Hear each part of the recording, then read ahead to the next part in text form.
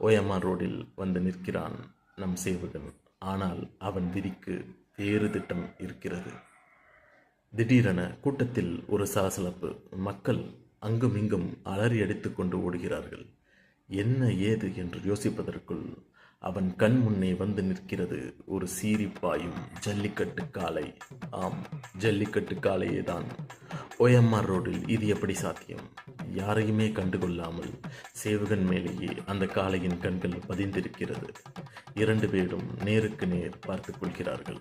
மாடு தன் கொம்பால் குத்தி கிழிக்கும் வேகத்தோடு பாய்கிறது. காலை தாக்குகிற அந்த ஒரு நொடியில் சேவகன் பட்டன கீழே உட்கார்ந்து விடுகிறான். காலை அவன் தலைக்கு மேல் தாவி ஓடுகிறது. அவன் ஃபோன், ரெஸ்யூமே எல்லாம் காற்றில் பறக்கின்றன. ஃபோன் டிஸ்பிளே நொறுங்கி போனது. அடுத்த 5 நொடியில் அந்த மாடு அங்கு இருந்த தடமே தெரியாமல் மாயமாய் மறைந்து விட்டது.